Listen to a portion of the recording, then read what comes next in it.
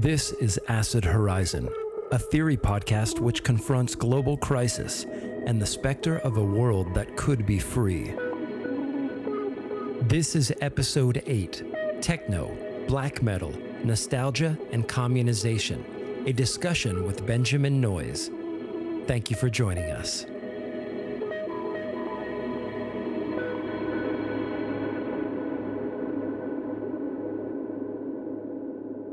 Welcome to Acid Horizon, the theory podcast. Today, Benjamin Noys joins us. He is known for his writing on accelerationism in works such as Malign Velocities, Acceleration, and Capitalism, in addition to his blogs on music and culture.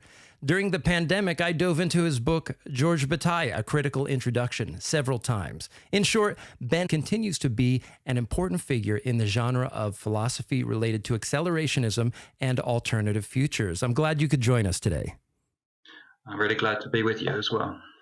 I was initially torn regarding what our topic would be today, but collectively we leaned towards doing a show on talking about music, genres of music and politics, particularly in relation to your writings on Detroit techno, drum and bass, and even black metal. And if you remember correctly, during our emails, I unwarrantedly tried to start a fight about vaporwave with you, which maybe we can continue today in some aspect. And I know Matt and Adam, who are on the show today, are chomping at the bit to ask you questions about black metal, and some of which may even involve your writing on communization. In any event, perhaps we could begin with an experimental piece of writing you forwarded to me called Dead Detroit Lies Dreaming, Techno, in parentheses, Anti-Accelerationism, which you said was about techno and obsolescence. You characterized techno as having no continuum or being the implosion of continuum.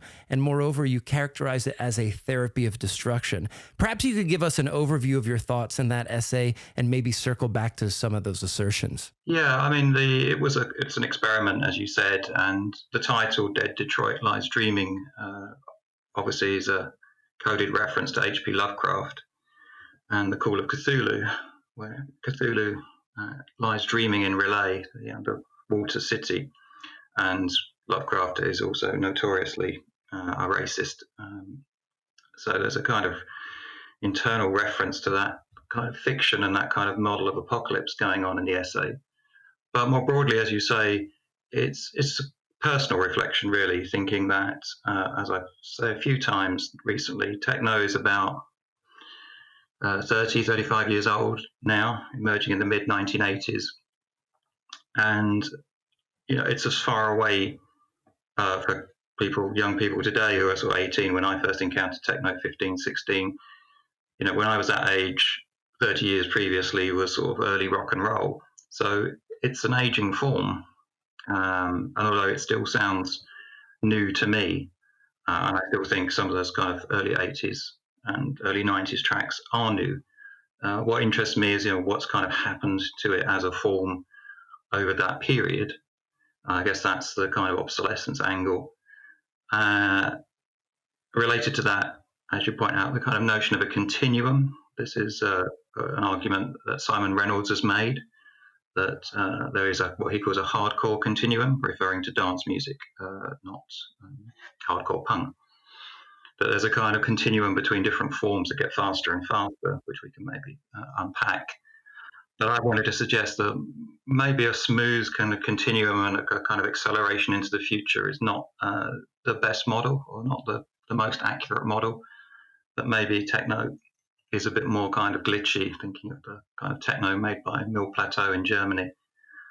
And the last point about a therapy of destruction also, which may neatly relate to our later conversation about communization or politics, just thinking of techno as produced in a city, Detroit, that is still the kind of poster city for urban decay and destruction, and was even so then. So it's been a long, slow death sentence executed on that city. So a kind of a musical mode or a therapy for thinking about this crisis of capitalism then, and the emergence of what we tend to talk about now as neoliberalism. So I think in many ways, techno, not just techno, we'll talk about some other things, but it's an interesting span of time that it occupies. this 35 years or so that we've lived through, or I've lived through, I think is a kind of interesting. It's an interesting form to reflect on that time. In the piece that you forwarded me, you suggested that techno music is in an ice age right now, and that it was even, quote, icy from the start, end quote. And moreover, to understand the state of techno, we might be compelled to turn to what you call a cold accelerationism. Could you explain what you mean by that term? Yeah, I mean, here just the way I kind of receive techno and the way I think it works is by kind of stripping out the human and embracing the machine. So it's in dance music terms, it emerges around the same time as house music in Chicago. House tends to be slightly slower, more soulful use of samples, kind of emerging out of disco.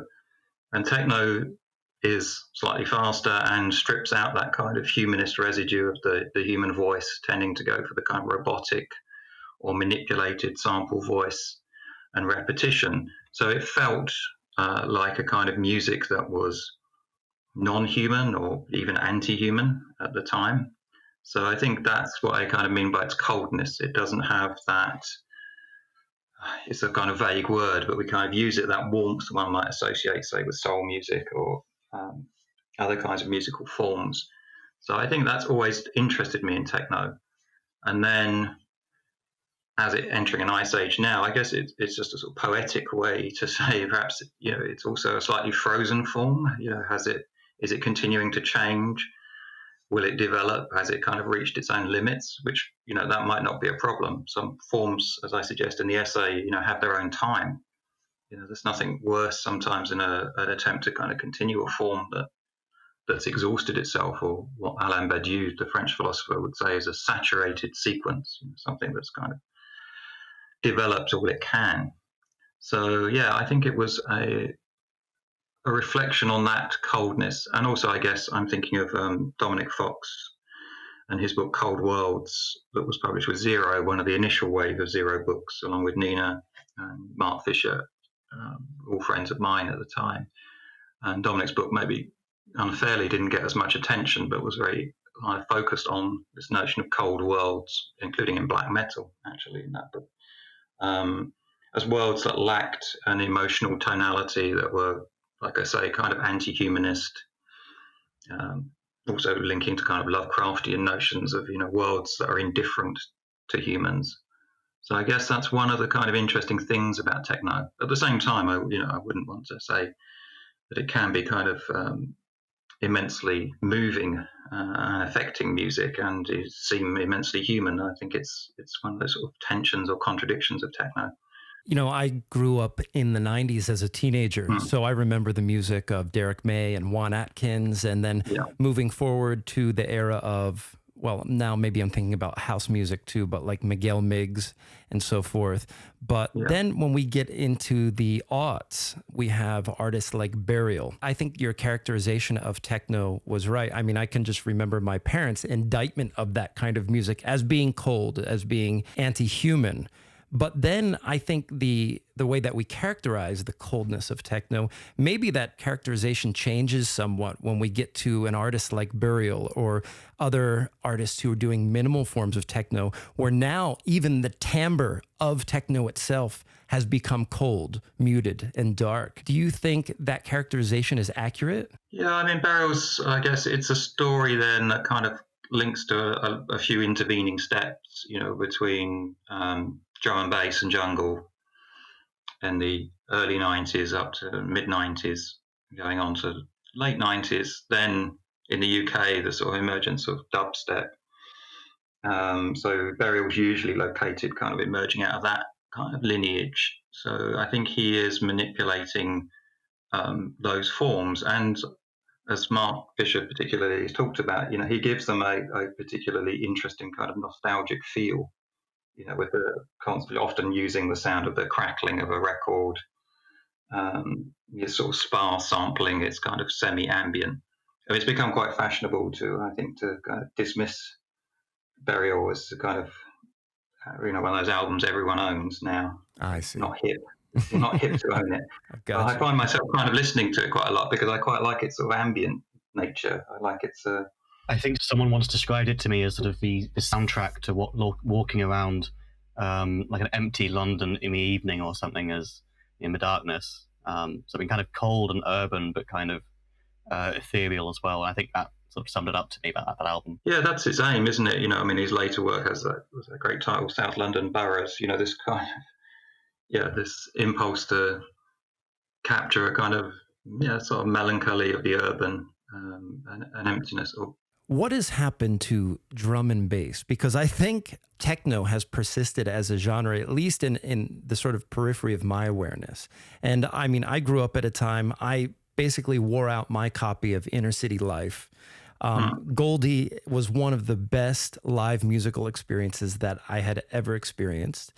And I was there for Metalheads, Photech, Boymerang, all of that. And to me, it seemed that the creation of drum and bass was probably one of the most unique creations of a genre that I can remember.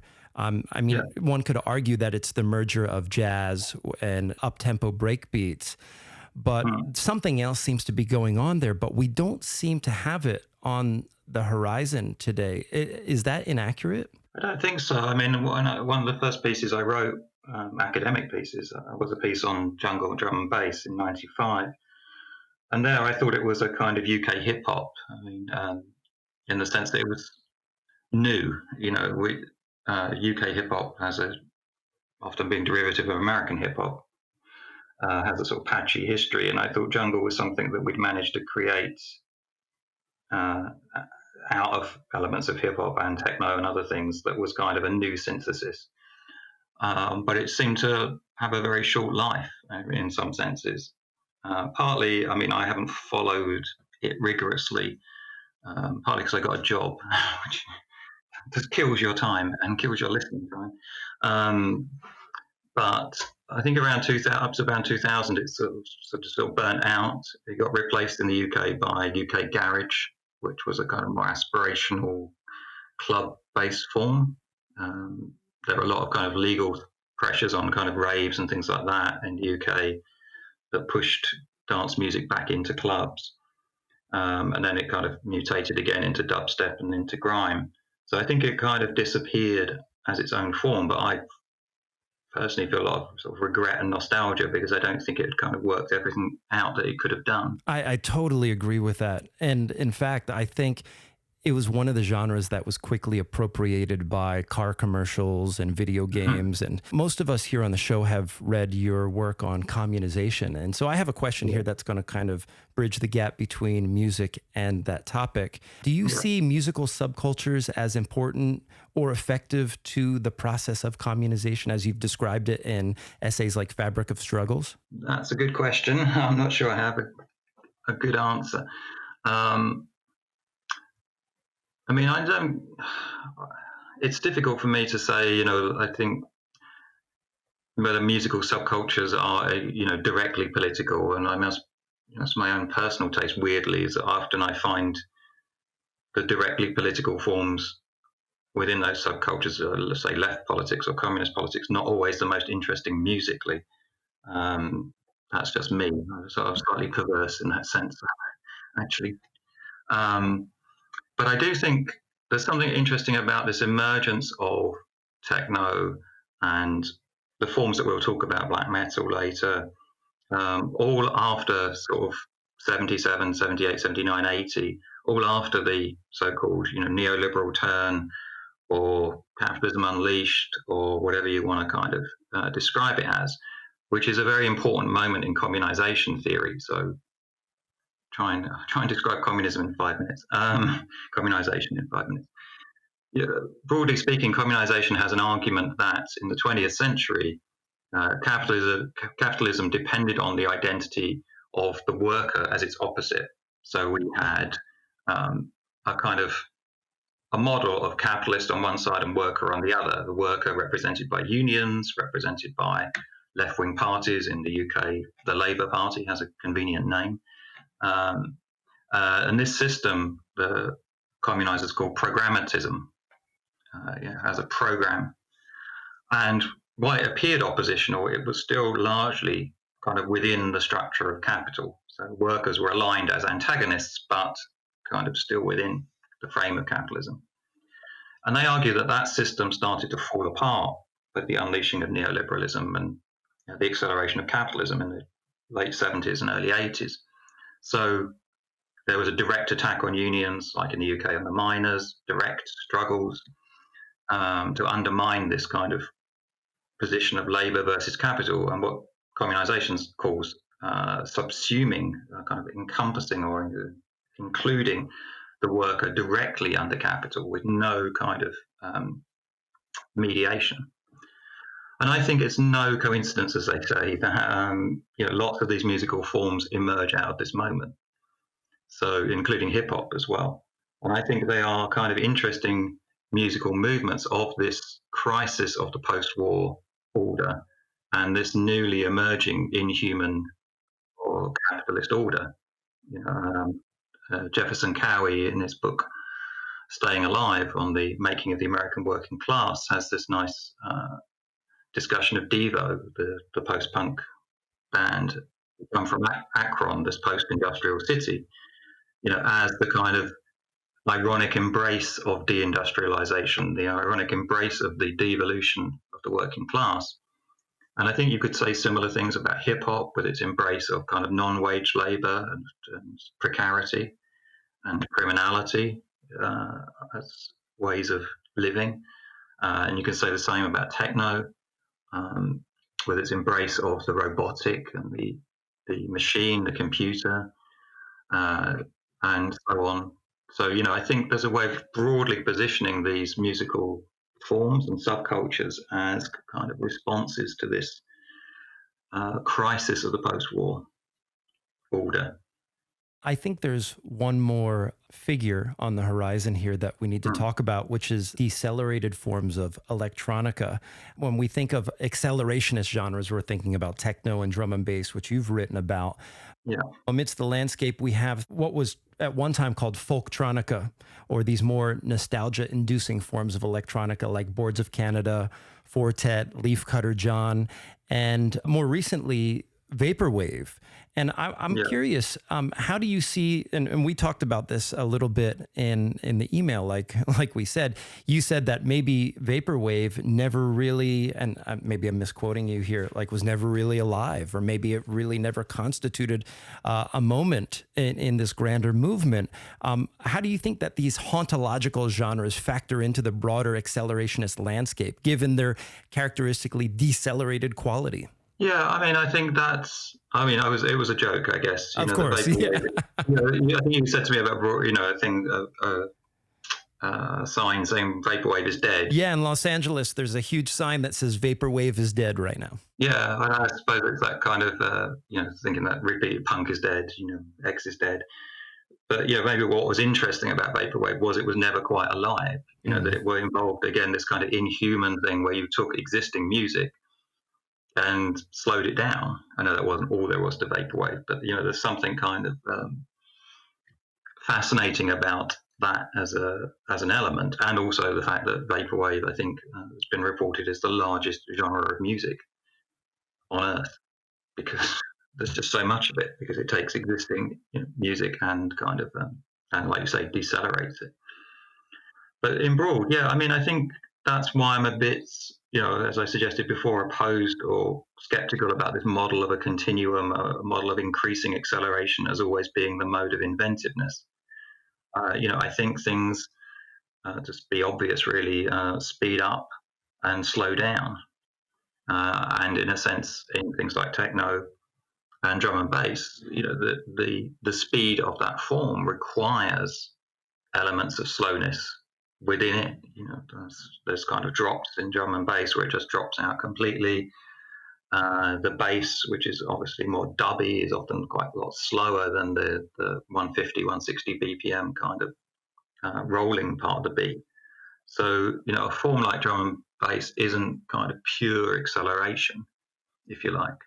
Weirdly, which I don't know a lot about, I guess the most pure kind of accelerationist form would be Gabba, the Dutch. Happy hardcore. Dutch origin kind of form of hardcore techno, which doesn't get talked about much, which is kind of slightly interesting to me, because it would seem to be the most accelerationist. In terms of your writing up until now, and in terms of the emergent electronic genres that you see, what do you see as a genre that's quite interesting in relation to your concerns philosophically? That's where I feel old, because I start to sound like an old person, where I don't see much new, or I haven't come across much new that's intrigued me. So I've kind of I think that partly truly is age and nostalgia, in the sense that I kind of find myself listening to more to earlier stuff, and I've had conversations with people.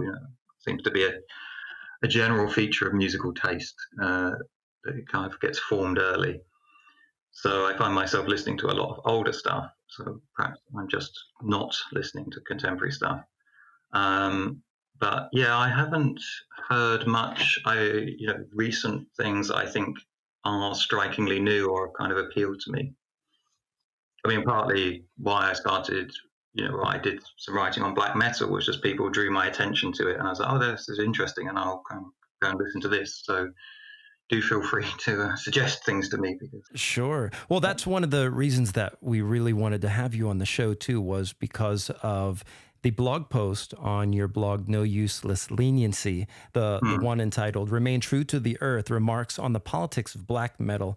And as I mentioned earlier, Matt and Adam have a slew of questions on this topic, but I'll first begin by asking you to give us an overview of your thoughts which appear there, and perhaps you could briefly highlight the features of what you call black metal's radicalism, which seem to have both left-wing and right-wing variants. Yeah, I mean, just for context, I'm not deeply knowledgeable about black metal. I mean, this was a kind of one of these things I think that happens with musical taste. It depends on your friends. I've been lucky enough to have friends who have been into some interesting things and shared their musical taste, and I think that's made a lot of my taste over my life. Is friends playing me stuff. And I think it must be around 2008, 2009, there started to kind of emerge a discussion around black metal, partly through friends, some blogging like Dominic, Evan Calder-Williams wrote some stuff on it. And there were lots of kind of claims or arguments that black metal was, again, this kind of music that was very expressive of the anti-human or the anti-humanist or the post-human, partly around accelerationism, but also around the kind of theory currents around speculative realism. This idea that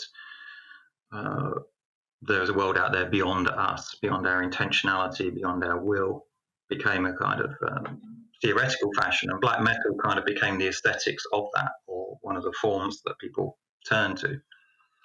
So, being someone who likes finding out about new things, and particularly kind of extreme forms of music, I started to kind of listen to black metal. So friends lent me stuff, and I've still got stuff that I downloaded from then. And I guess the main impulse in writing that piece was that people tended to say lots of black metal has this kind of right-wing politics, and extreme right-wing politics, Nazi, sort of National Socialist black metal, not all black metal, but there's quite a lot that is reactionary or down that end. And then people say, but, it's really interesting musically, so there's a contrast between bad politics and good music. And while I had some sympathy to that, I do think it's kind of, maybe it's not so easy to split the politics from the music. I teach English literature, and this also happens in literature. If you think of the great modernists like T.S. Eliot or Wyndham Lewis or Ezra Pound, often had extreme right-wing politics.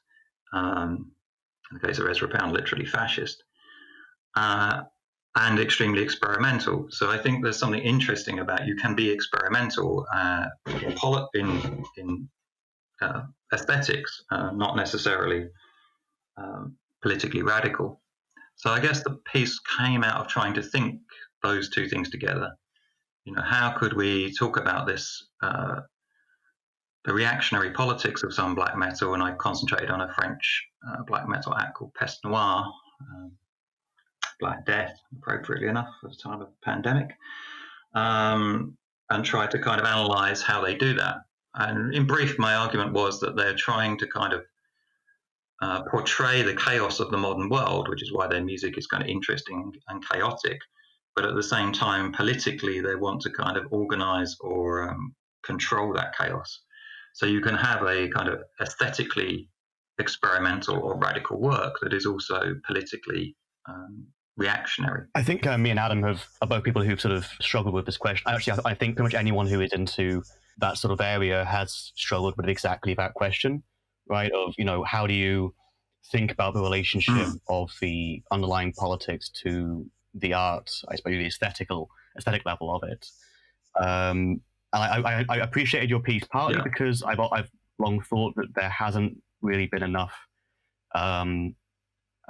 thought or time given to what sort of underground forms of extreme metal can say about culture and society. Perhaps that's simply because, given that it is a very extreme form of music, it's less easy to sort of appreciate and understand in that sort of sense. Maybe that's part of it.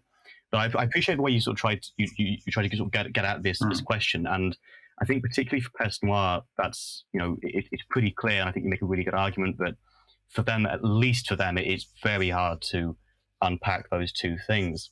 I think particularly over the last few years, there's been a number of overtly left-wing black metal bands who have tried to sort of reclaim, I suppose, some of that ideological space. I'm thinking of, for example, there's a band called Dawn Raid, who are explicitly anarchist and have spoken quite a bit about the importance of reclaiming, for example, some of the symbols, I suppose, that get thrown around in black metal. And so you said earlier that you think a lot of the time these don't, not particularly about this band specifically, but a lot of the time these sort of overtly left-wing political bands don't always end up being that musically interesting. So I was wondering what you think the space is there for, if there is one, for kind of the left to kind of have more of a space in that genre, I suppose.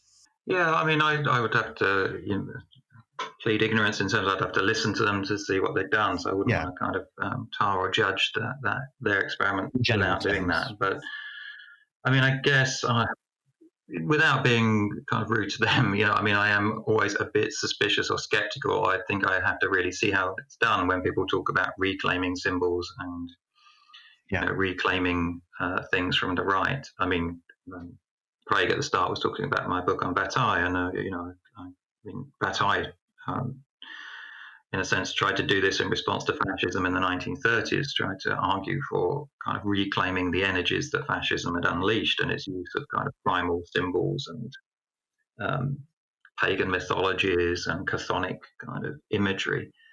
And, I think that was a very difficult and dangerous experiment, as Bataille himself kind of conceded, and people accused him of being a kind of pseudo-fascist, a kind of super-fascist. So I think it's quite difficult to reclaim symbols, and what's going on there has to be kind of assessed quite kind of carefully. Thinking also of punk and the use of Nazi symbols. So yeah, I'd have to hear that. I mean, I don't think it's like impossible to imagine a left-wing kind of black metal music, and that would be good. I just think it's kind of interesting how a fair amount of that form, and according to Sal Famine, I mean, he would say this, the lead singer of Peste Noire, the guy behind it, all black metal that's true black metal, has to be right-wing. So it's kind of, it seems to me just interesting to explore that kind of statement. I guess it would be something around this aesthetics of chaos and how you engage with that. It's interesting you say they're anarchist. Maybe there is ways to kind of engage with chaos there that are less kind of toxic than the reactionary engagement. But I think it is quite difficult to kind of work out. And that's not just to blame black metal. I think people maybe idealize artists and musicians as all kind of intrinsically often good thinking or left or radical, and we're often disappointed to find out that they're not. One of my favorite 20th century writers is William Burroughs. And one thing I wanted to ask about was, because you mentioned earlier about the deadlock that many sort of subgenres seem to have sort of found themselves in terms of innovation, I suppose, or how is we bring about the new. And I've always thought that black metal itself is a really interesting one in that case, in that sort of that question, because because it's so tied to this sense of orthodoxy of how it needs to sound and look and so on, but also that orthodoxy is sort of premised upon a rejection of modernity, of modern life in various ways, and so it ends up being perhaps inherently reactionary in the sense that, if things do progress and we make strides in all sorts of areas, then perhaps the opposition per se to modernity ends up too easily slipping back over into it, and how it seems like it's inherently difficult to make strides, it seems to me. That's an interesting point. I was thinking about this before I came on to talk to you all. I was thinking about, partly because of a research project my partner's doing on realism in literature, the way you get true black metal and you get keeping it real in hip hop. You get these kind of different ways in which, subcultures police and maintain their own purity. And, that's true in all kind of subcultural forms. And I think, it accounts for some of the antagonism between kind of theory and music. When we did the black metal piece, there were lots of people ended up in a collection on black metal, and lots of people were very angry black metal fans. And there are easy answers to why they shouldn't have been. But I think it's interesting to think about why they are. This kind of intrusion of theory into what they think is true. So like you're saying, this kind of rejection of modernity also relates to this kind of rejection of theory. How dare you kind of come in and turn what we do into something abstract, and something, again, a kind of signature form of modernity is abstraction. So yeah, maybe that's, in a weird way, that's the kind of virtue and vice of black metal, is its self-definition of what true black metal is kind of retards progress deliberately, also maintains its identity. Yeah, and I think that resistance to theorization is part of sort of, in a way, your own diagnosis of black metal, because in that same volume, there's also what is now known as an infamous manifesto, but for that reason it responded to. It was called Transcendental Black Metal. Yeah. But by Hunter Hendricks of Liturgy, and people hated that. Yeah. People really didn't like the intrusion of theory. It was all called pretentious. It was. I once spent a whole day writing a commentary on it just to prove to someone it wasn't fluff. Yeah. But I think you identify this tendency quite well when you talk about the politics of black metal as being a struggle between a Stirnerite rejection of abstractions as dominating force, whilst also having this. The same time, a counter impulse with a Nietzschean view of hierarchy or the elite. Yeah. So what you do is you get true black metal when a certain kinds of abstractions are taken up. Hunt Hendricks has a great term for this. She says that they're fortified. Black metal it fortifies itself, and then you use this as a background of which you can counter other abstractions. So bringing theory into it, which would seem to be the return of the abstraction. Yeah. And I think what both black metal and communization and arguably techno as well has as a sort of an overarching theme of the problem, as your work has problematized it, is how to create a rupture, so as to create novelty. Yeah. What role can the negative have in black metal? Because black metal, the Nietzschean, the Stirnerite, it's all a highly negative force, but one that tries to apply a negation to create a rupture of abstraction, but can only do it by using these, as you said, the retortorializations of the abstractions of the earth, of nation, of race. Yeah. I guess my question would be, what ways do you think the negative has in terms of a positive deployment that will create ruptures? I know you talk about this quite a bit in the persistence of the negative, particularly against Deleuze, when you talk about the accelerationism of seeing humankind essentially as a product which has to counter that of its opposing forces. So, we accelerate tendencies of the sort of subject-producing machine of subjectivation in order to overcome the rigidity of the real abstractions of capital. And I think you could even trace this back into black metal itself. Because black metal, in a way, in a most unscientific way, it was the marketing scheme of a couple of rich middle-class Norwegians to try and make the institution of death metal entirely destitute and set up a counter market to have sort of fuel their own creativity. And what ended up an amazing capitalist enterprise. Black metal is an amazing cultural force in Norway. Jimmy Borger had #1 album, and this sort of attempt to accelerate black metal has completely failed. And if anything, could become completely static because in a way they've stopped accelerating. The blast beat is just a static hum. Yeah. As I think Hunt Hendricks puts this quite well in her manifesto. But I would, the question is, I guess, how can we aesthetically as well as politically represent negativity in a way that can provide a novel break? Yeah, that's an excellent question. I mean, I think, I guess, I think the problem you're right. There's a problem around negativity, and I think increasingly something I was kind of going back to music stuff today, looking at some of the rewriting I'd done and some thinking I'd done, was around this sort of question of the attempt to instantiate a pure negation. I think is part of the problem. And since you get this in black metal, you get it in noise. This sort of pure negativity is obviously always, as you say, going to fall short. So then you have the problem of kind of compromise and how do you deal with that? And I think you can end up with this sort of oscillation of trying to instantiate some radical negativity and then always having to kind of compromise it. And that can, I think, kind of hamper. It can lead to productions of the new, but it can also hamper a process of kind of really working this out. So I guess to switch forms, my example here I usually think of is punk. So you have like the Sex Pistols and the Clash, who maybe the Pistols better, I don't like them, but instantiate this moment of negation and then sign to a major record label, Virgin in that case, the Clash, CBS. And then I find more interesting the sort of post-punk attempt to work through negativity by creating their own counter institutions, so like Rough Trade, the label. So there I think rather than having like negation and then recuperation, this kind of dialectic of like pure negation and then we're going to be recuperated, is this attempt to kind of do a more muddy working out of like how would we continue making music in ways that are never going to be, in their case, they recognize never fully independent of the capitalist marketplace because there's no outside to the capitalist marketplace. But how can we still do something that's kind of interesting within that? So I guess I wonder whether some kind of thinking or conceptualization of this sort of muddy position.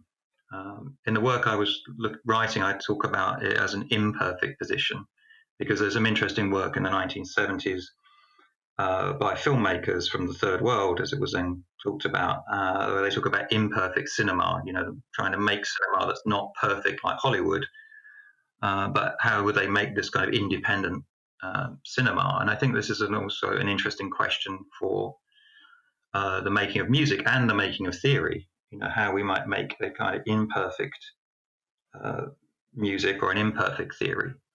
That wouldn't just be to embrace failure. I think that's the other risk. There's a kind of risk of purity and then there's a risk of just embracing failure. But, how would we kind of negate the negation? How would we turn moments of negativity into positive projects? I find it quite interesting you brought up noise there because I'm a noise musician who integrates techno and plays predominantly with black metal bands. Okay. Covering a lot of places. And it's something I've been trying to work on as well because I've pivoted a bit more towards sort of the jungle aspects of drum and bass to try and get this affirmative aspect. And yet I also do power electronics and it's incredibly negational.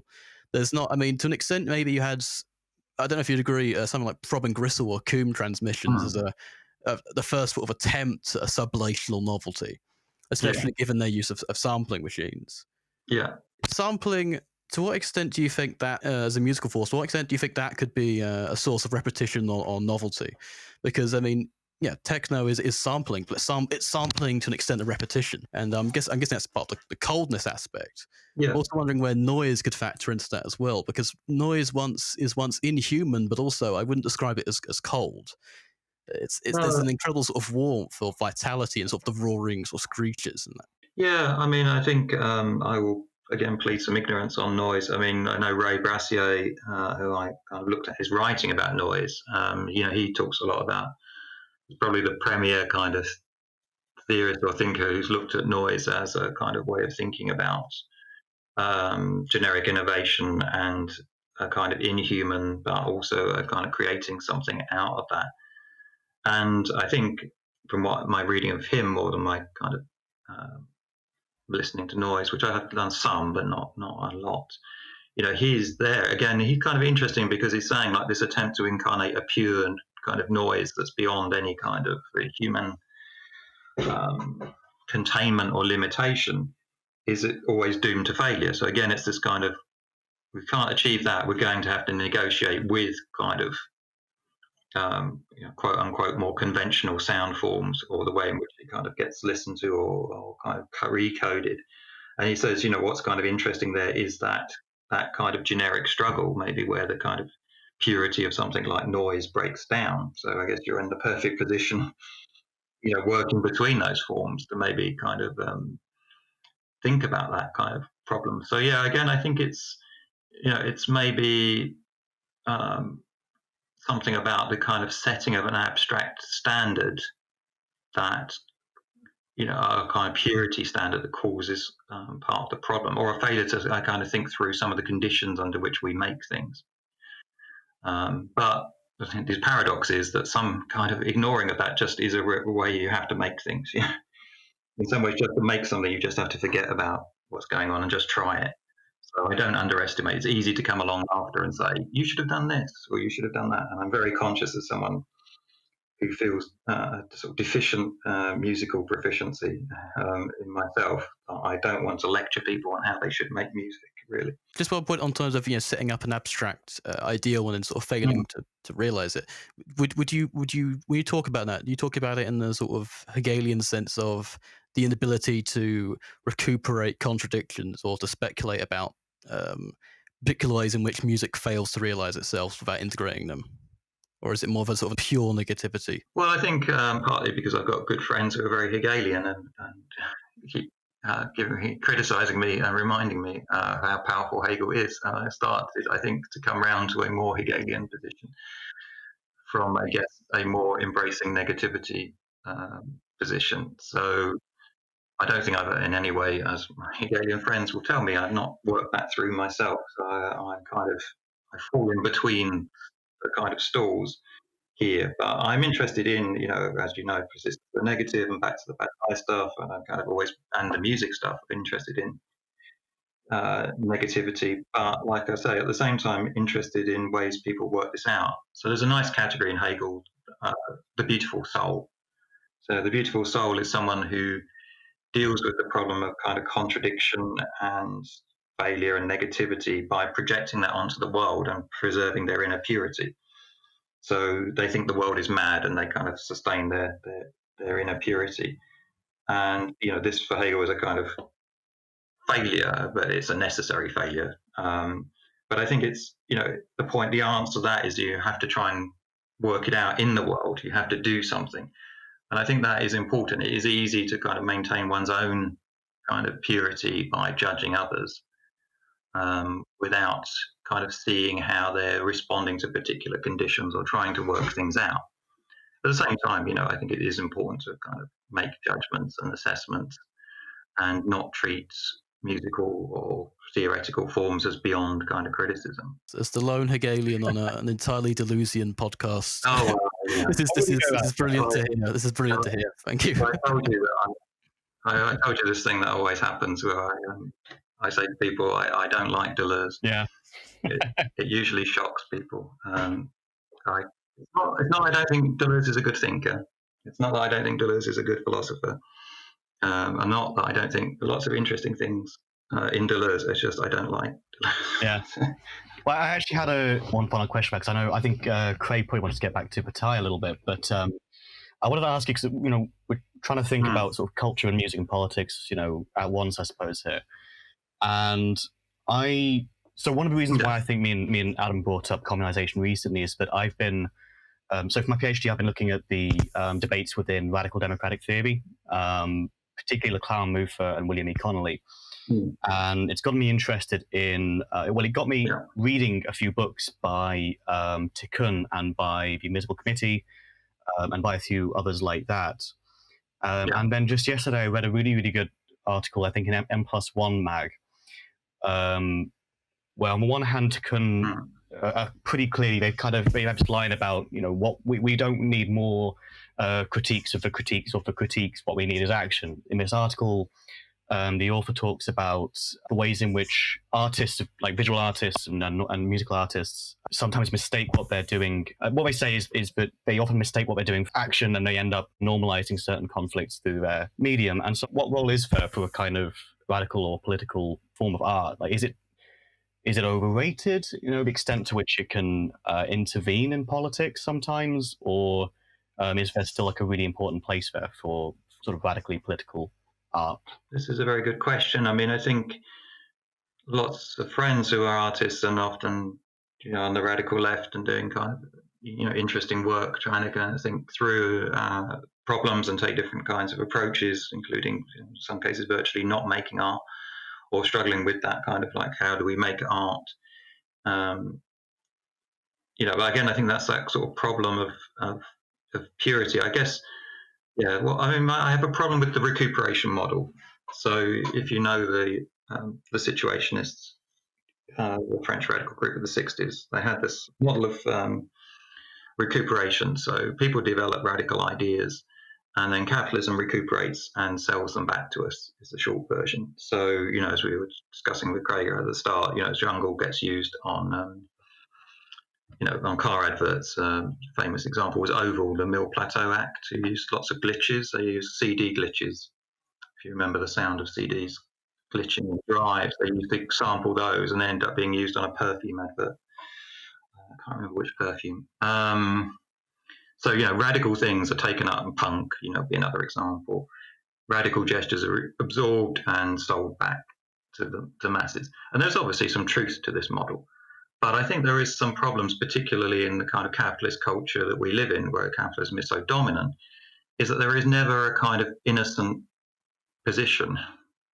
We don't start from a position of innocence or purity that is then kind of recuperated. We're always forced to use the means around us, which are already, capitalist kind of means, which is not to mean that every kind of thing art we make is by definition capitalist, but I think it is to make it kind of interesting to think about the means and the tools with which we make things and distribute them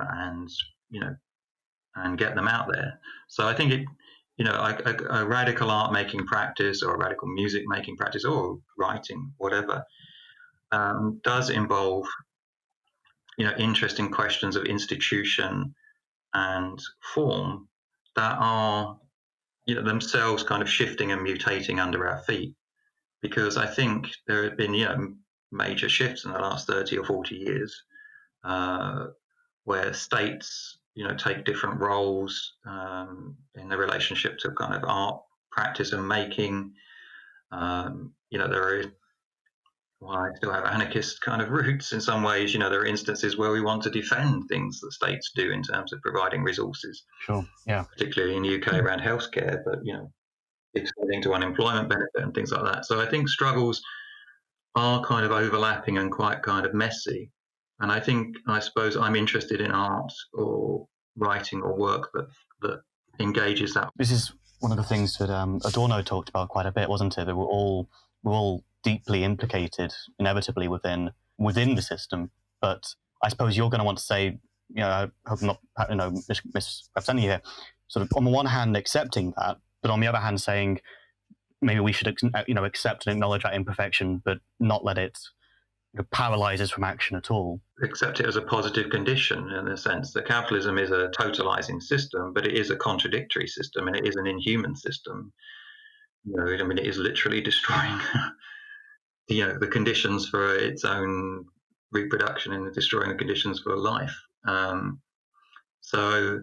But recognition of that doesn't, as we've seen, doesn't necessarily lead to immediate kind of radical change. I'd like to be more hopeful, but I am inclined to pessimism, I'm afraid. I can sympathise with that. I blame life, you see, that's why. I don't think it's my fault. I think I'll bring it back to a question that I have about Bataille. Like I said, in the preceding months, I was working on Bataille. I actually run a very modest Bataille server on Discord where people share questions. One of the things that has been on my mind that I think connects to our conversation here is what Bataille wrote. I think the essay is Nietzsche and the Fascists. And the section of that essay is We Who Are Homeless. And one of the things that Bataille suggests there, well, first of all, he's using Nietzsche to establish a kind of politics. But one of the things that Bataille seems to suggest is that the flow of life with a capital L, basically pursuing forms of orgiastic enlivenment, don't always intersect with the political. And sometimes it may be necessary for us to avoid the political in order to embody those enlivening tendencies. There might be an argument to be made that things like techno and black metal are either anti or non-ideological in some variants. And these have been modes by which people have pursued paroxysms and orgiastic enlivenment that have been in a way either anti-political, non-political, or even apolitical. There's something about what Bataille writes there that I'm actually very attracted to, because I don't always see the political as being compelling in that sense.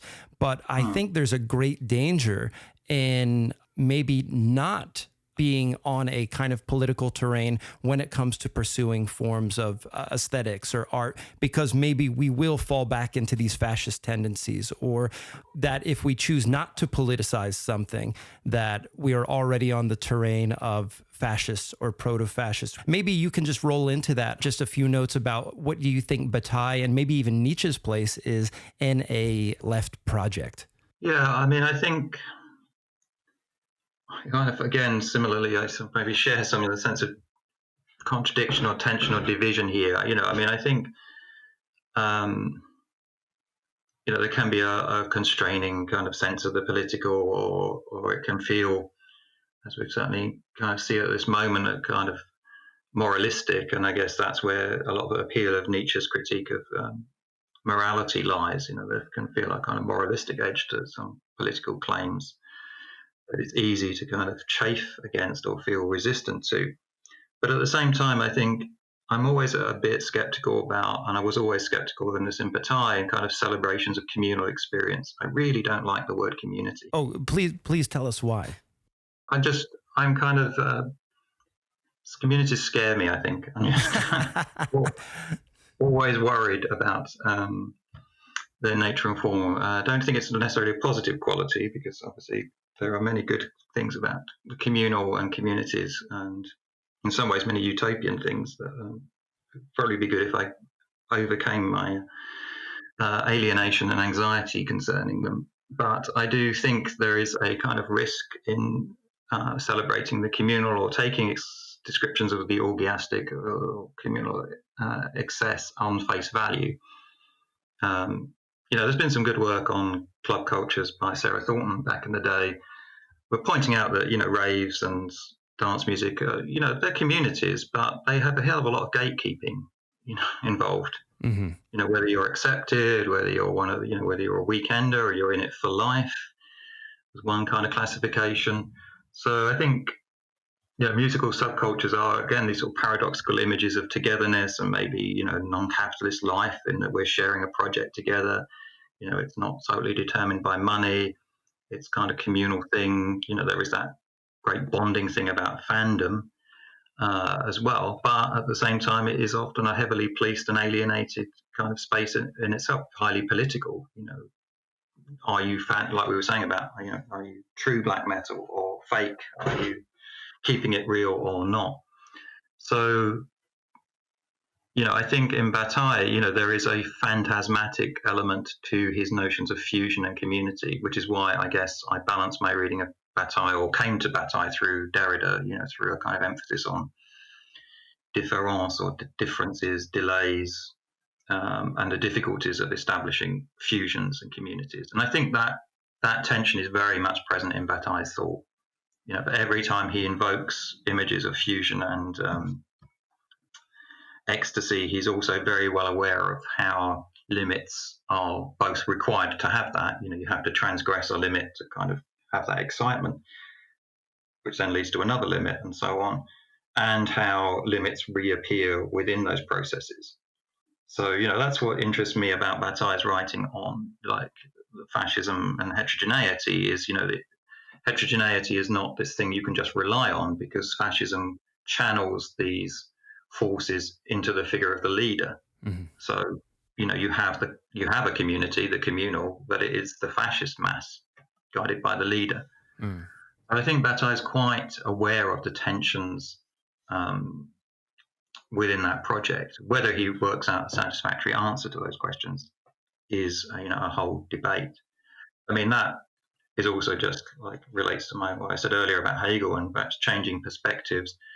I guess I am now more skeptical than I was, I think, about the use of Bataille and certainly Nietzsche to a left project. I think I'm much more skeptical now.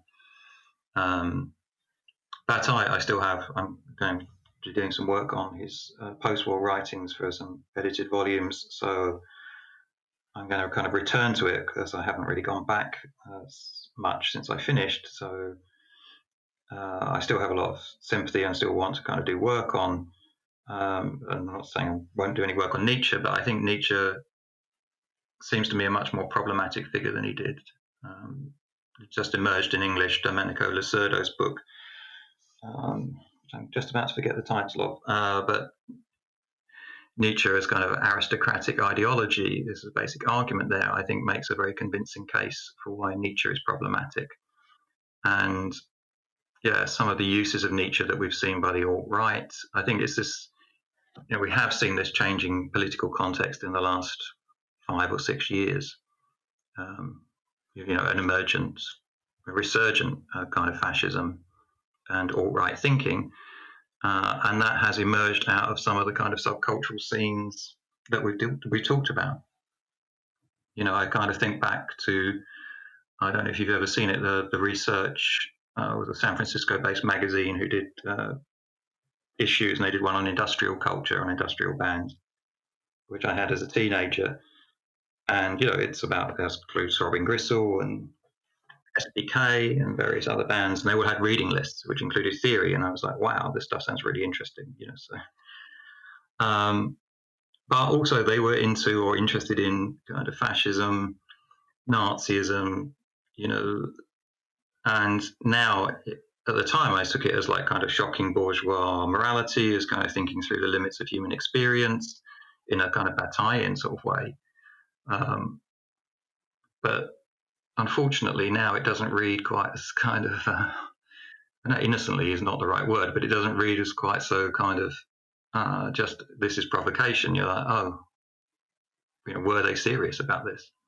Right. So I think there is some interesting work to be done, kind of both looking backwards and forwards about this sort of subcultural politics. Yeah, I mean, I think like that concern exists too, even in sort of less contemporary projects. I'm reminded of even the name in the initial release from Joy Division.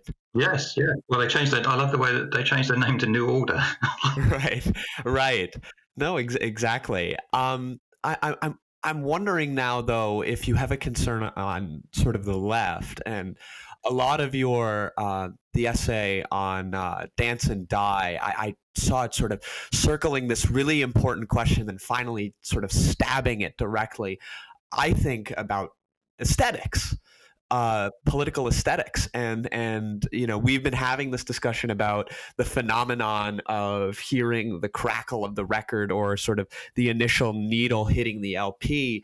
So much of what I would call sort of like the politico-cultural discourse surrounding Acceleration is like fundamentally reliant on like an aesthetics of 1980s VCR technology. I'm wondering, what role in sort of a political cultural project does the aesthetics of nostalgia play moving forward?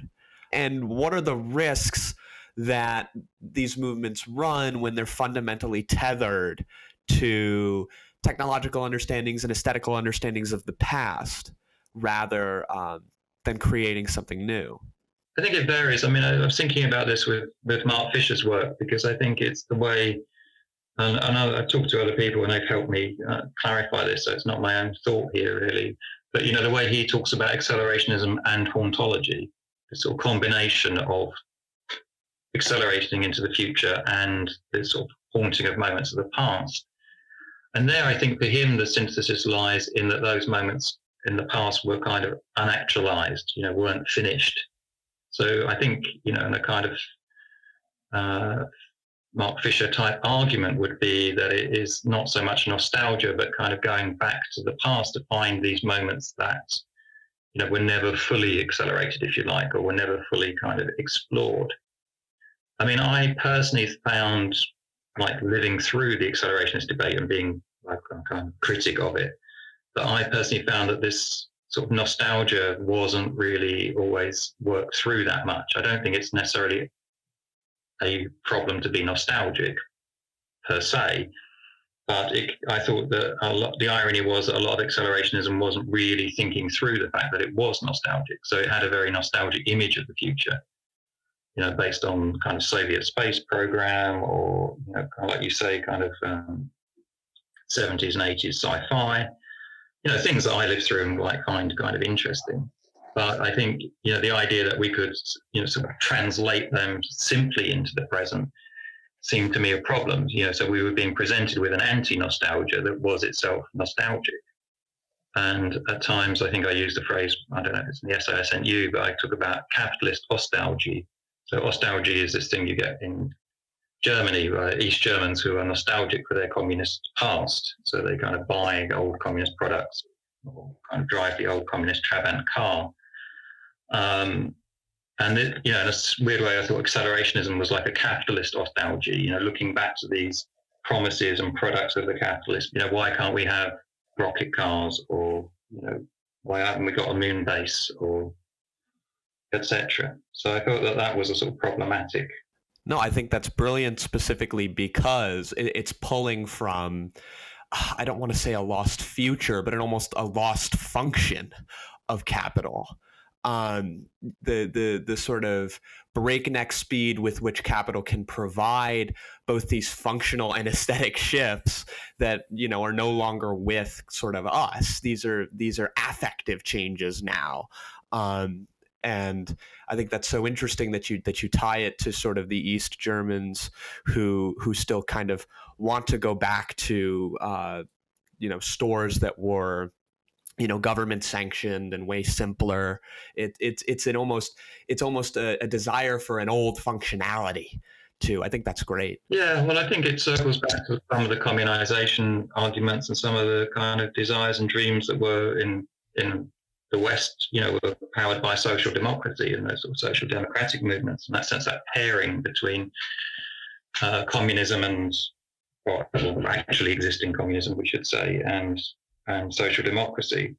And as people have said, 1989 was the end of that communist experiment, but it only took about another 20 years before neoliberal capitalism seemed to start to unravel with the 2008 crisis. So, right, again, there's this sort of shared and paired experience. Unfortunately, of course, partly my pessimism is that crisis of 2008-9,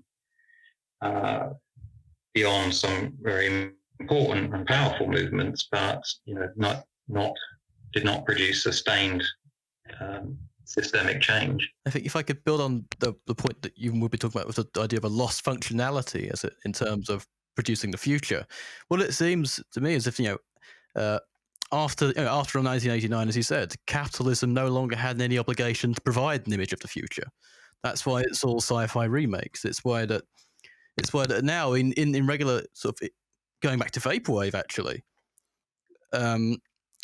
What's quite interesting now, and even in post-punk, is they've sort of started moving over to, rather than going back on the lost futures promised by the rise of neoliberalism, that's exhausted. It's evaporated, so to speak. And now what's quite popular is it's called Soviet wave. It's called Duma Soviet wave. Essentially, it's a big revival of bands like Alliance and as well like Yugoslavian synthwave. Vaporwave is returning in the form of a Soviet nostalgia, and I think it's also happening too in post-punk. One of the biggest bands around now are called Molchat Doma, who are heavily Sovietized post-punk acts from Belarus. And I think this if we keep going back to lost futures, what the question is where eventually we're going to run out of lost futures in this point. This is where we have to come back to your point about the negatives. Like, where's the rupture? Because as when you critique Deleuze when talking about the virtual pasts that are within us, we talk about the inside folding in, and that's the outside folding in. That's where we get this potential freedom in his discussion of Foucault. You say this is all recombination. It's all recombination, and it comes back to the point of novelty. And I think this nostalgia is quite interesting. We talk about accelerationism because, in a sense, we've only just surpassed the accelerationists because we've had our Blade Runner set in our Blade Runner sequel. Now we've gone off into the east. In the sense, what buried Nick Land was burial. It was the rehumanization. And I'm wondering if you would be interested in talking about something about how you think the nostalgia has lost its negative potential. It's difficult. I mean, nostalgia has usually been treated pejoratively. That's the common kind of thing. We don't tend to celebrate nostalgia as such. And I think, part of the kind of drive of accelerationism in the UK was an anti-nostalgia thing. Living in the UK, as some of you know, as you are, is famously described by Patrick Wright as living in an old country. It's a strange combination of, we are nearly the oldest capitalist country. I know people now think Holland's slightly older than us. But, our modernity is heavily haunted by a kind of nostalgic imagery, a kind of state-managed nostalgia.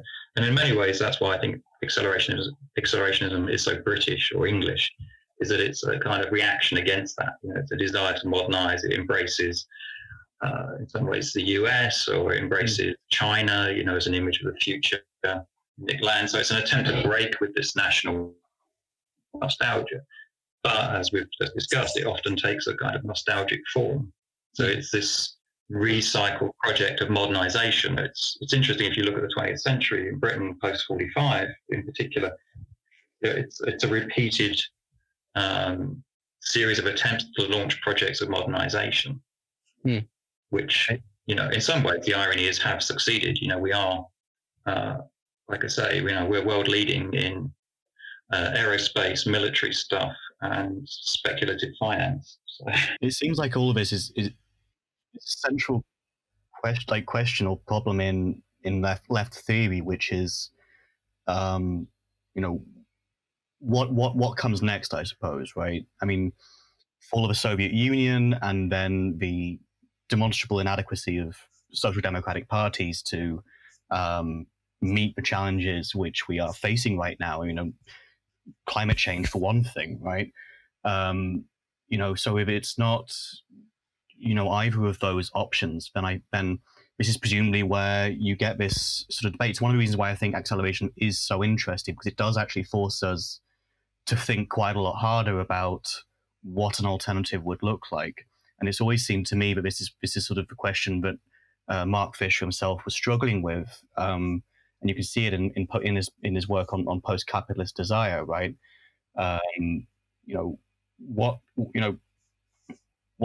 What's the appropriate response, I suppose, to capitalism as a system which seems to have no alternative, and yet really needs to have one, right? Maybe the problem there, I think, tends to lie in the argument that you sort of have to invent an alternative, or invent a future, or invent a post-capitalist desire. Yeah, there was some kind of skepticism about that. I mean, this is part of the problem I had with the dynamic of accelerationism. They were firstly presented in the manifesto by Nick and Alex as a radical break, and then, in the later work, I'm not criticizing it directly in some ways, but again, I think it seems to involve a lot of work with the Labour Party, which I'm not saying was wrong, but obviously that seemed to be predicated heavily on the Corbyn project, which has failed, and it seems to not always be aware of, or or sensitive to the problems of like who is going to carry out this project. So if you read Inventing the Future, there are appeals against the unions and appeals to the Labour Party, and those are understandable because there aren't many like left-wing organisations in Britain. Yeah. Who's going to carry out your project is a difficult question, and I don't necessarily have a better answer. But what I was concerned with was that we passed from this kind of space-age vision to a very kind of, a very local or a very seemingly much lower scale kind of imagination. And I think, that is, as you say, one way to say it. The problem of left-wing politics is, it's organizational weakness. I think Badiou says somewhere to practice communism is to practice weakness. Right. And that's just a real difficulty. What's interesting though about those local politics, and this is a phenomenon here in the U.S. as well. We have self-described, leftists entering, some spaces of limited power. And what's interesting is there's a fundamental disconnect between the way in which they see politics and the outcomes they think it will produce. So I'm thinking of, members of the U.S. House of Representatives like Alexandria Ocasio-Cortez, right, having all of this like very minor sort of groundwork stuff that is, fundamental to her bread and butter winning re-election, but then also like the final goal of getting just her seat in power is, global luxury, space communism. And there's very little discussion about the fundamental disconnect between sort of the consequential aesthetics that they put up and the sort of process that they want everyone to engage in. And I'm left kind of confused, just as someone who sits and observes and is rooting, in that direction. Yeah, that was one of the worst mornings I think I've ever had. Yeah. Brexit morning was fun. Yeah. I think I said, please stop telling me the news in the morning. With lots of my friends who are much more politically engaged than I am. I live a bit out of the way in the UK, in a very conservative area, who are kind of much more kind of communist, were quite sceptical in many ways about the Corbyn project and the possibilities of the Labour Party, rightfully. Were so behind that. And it seemed, so important. And I think in many ways it was, a very important election and a very important moment in some respects for, not that, the Labour Party, Corbyn was going to usher in some kind of communist revolution, but, might have maintained some more civilized things like healthcare, etc. So, it was, there was a lot of hope there. That was dashed. So I think we are living in moments where there is a lot of investment in people and figures and a lot of desire. That is radically disconnected from its results, and I think that's not always the fault necessarily of the people or even the institutions in some senses. Although it is, but it is seemingly quite an intractable problem. How would we reconnect them, as you say? How would we produce a better kind of realism of input and results between these two things? It seems very difficult to do. Given we were talking about British politics, and for once, I think the Brits actually outnumber the Americans on this one. It's a rare one. I remember. So I think it was in February. I was in Huddersfield doing a paper at a conference on the 10th anniversary of capitalist realism. I think Matt Colquhoun was there as well. It was great. But one of my problems, one of the things I raised was that when you read Inventing the Future, which I think is a really interesting, thought-provoking book, it ties up, it sort of explores some of those issues. In the wake, that was just 3 months after. The idea, one of the benefits of a book like that is it's in some sense realistic, right? In the sense that it's talking about specific policy proposals, how it would build them, and so on. I guess I don't really have a question here, just that I remember also waking up that morning and thinking, like, we just lost badly an election on a platform immeasurably less radical than that one. And I don't really have a question there, but just that was my thought in that moment was, where do we go from here, you know? Yes, yeah. I mean, I think, that's where I sometimes find myself, kind of not feeling sympathetic to things. It's easy to, because, people say, what's it, don't mourn, organize. And I think that's I think someone else had done this, but, don't organize mourn or organize mourning, Yeah. We might need to kind of think through, there are plenty of completely correct condemnations of the Labour Party in the UK, and its often reactionary role. Gregory Elliott wrote a whole book on this. But, the problem that everyone faces is it is still the major kind of left-wing institution. Yeah. And there is no other, there's the SWP, discuss, there's no other kind of extra institution. So, yeah, I think that we did suffer a defeat, even though in many ways, because of our first past the post system, it was close, and obviously Brexit seemed, although the data still seems to be difficult to get. Yeah. But I think that Brexit and nationalism played a significant role. We have to kind of consider, and an aging population, of which I'm part, played a significant role. I think all those things need to be thought through.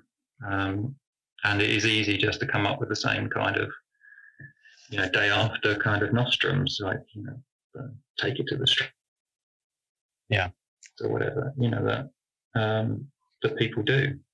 And, that's why I suppose one of the things that is going with my concern with aging and obsolescence is a kind of narcissism at one level, but also, we have lived through a 30, 35 year period of defeat for the left. Yeah. Whether you think that left was good or bad or indifferent or was the real left, or, whether it will be superseded by a true communizing left or a real movement that will abolish the present state of things, as Marx says. I hope so. But, that experience of defeat is real, I think, and significant. It's not unadulterated, and there are things people are resisting that and struggling. And I don't believe human beings are fundamentally bad. Actually, I believe human beings are fundamentally good, but they do try my patience. Yeah, I think me and Adam have talked about this a few times. Where I think I'm maybe a year or so older than him. I'm 24, and I'm the first political memory I have is watching Cameron and Clegg walk out of Downing Street. So we lost that one, and then we lost the next two when we lost Brexit, and then we lost 2019 as well. And it's kind of this. I can feel not just myself, but a lot of other people I know who are politically involved, where there's this kind of generalized fatigue, I suppose, or sort of defeatedness. It's easy to sit in judgment, but it is hard to kind of continue to maintain a project, even if it's right, without some kind of signs of success. That's where Marx's great invention is, like, not to be a utopian socialist. He says it's about the real movement, and it's about the actual struggles, and it will have these real effects in the world. Yeah. That is one of the great distinctions of, which I still think is profound of the Marxist project. It's neither backward-looking nor forward-looking, contrary to what we've been saying. In its standard form. It's not feudal socialism or utopian socialism, to use the terms of the manifesto. But I think, as lots of people have commented, in times of defeat and regular defeat, it is hard to sustain those beliefs without some of the things that we've talked about, without senses of nostalgia, without senses of desire or affect that are, driven by both dreams of the future and memories of the past, because the present doesn't seem, to be providing the traction that we would like. It's also quite disorientating, given how to tell whether one is being defeatist or not, because you have the endless mantra of don't mourn, get organized, or don't get organized, mourn. And I think Zizek is spot on this. He says, look, just think it through first. not only does he think this figure through first, let's not just rush into action for the sake of it, because it's more easily going to be recuperated. We need to sort of understand what we did wrong, maybe critiques, maybe some of the more populist bent of the Corbyn struggle, as well as how maybe had the media or something like that, or maybe the media generally. And then also there's also a sense in which thinking about it too much also seems like a kind of relapse into a sort of an armchair kind of praxis. And it's like when you say quite rightly, in my opinion, that in Persistence of Negative, when you talk about Deleuze's confession of faith at the end of Postscriptum Societies of Control, where he just says, don't worry, don't fear, don't hope, just find a new weapon, and then basically ran out the door whilst firing it. And it's sort of taken as a way not to question what he's just laid out before you, now that this control situation has come about.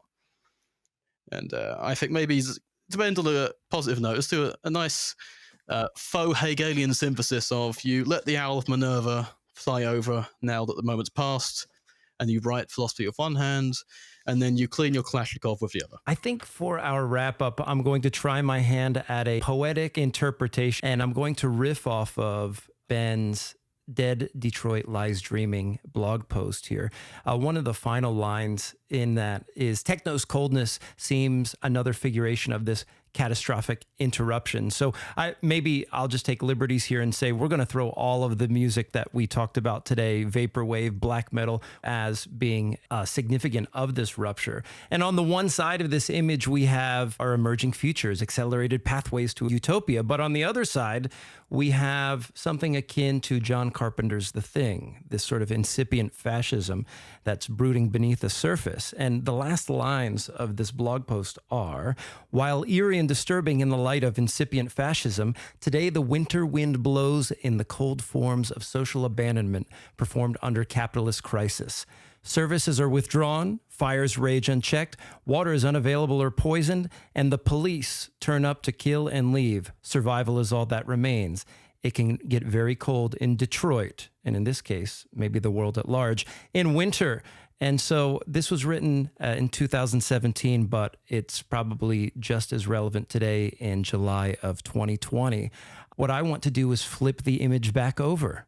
Are there emerging futures and emergent utopias despite the emergence of this incipient fascism, which we clearly see in the global uprisings and the expansion of the crisis with the onset of COVID-19? What are the prospects for the future as you see it? Well, my signs of hope, I think, as we've discussed, I think I see in the moments of care, the fact that, say, the pandemic in itself, that, the emergent moments of people trying to care for each other, struggling to try and resist the way people have been left abandoned, basically criminal actions by certainly the UK government, in my opinion, suggests that the way we will have to live together and the way we could hope to live together is a way where we will have to care for each other. And that care is a communal activity. I think all the conflicts and struggles, either something as simple as wearing a mask or not, indicate that our hope will lie in a responsibility and a communal care for each other. And I think those desires and hopes, negative as they are at the moment, cast in the mode of survival, because we need to do it to survive, or some of us will need to do it to survive, I think could become part of a positive project, will need to become part of a positive project, or we will have no future. So, what will we do to ensure that we have a future? What are our alternatives?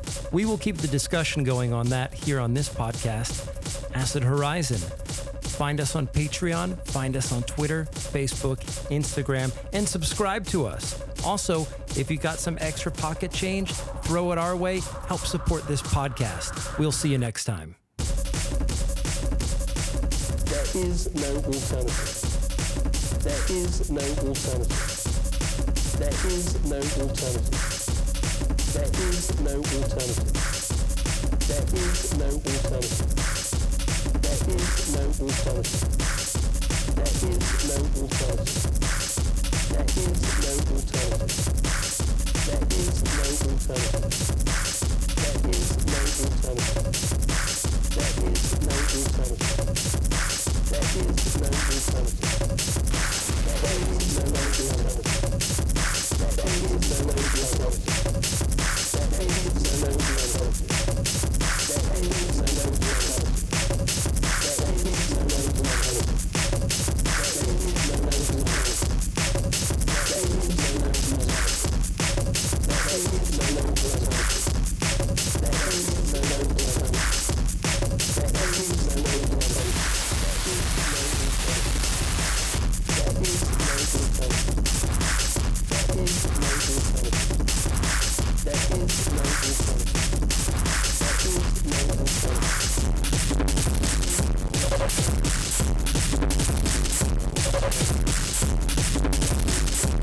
alternative.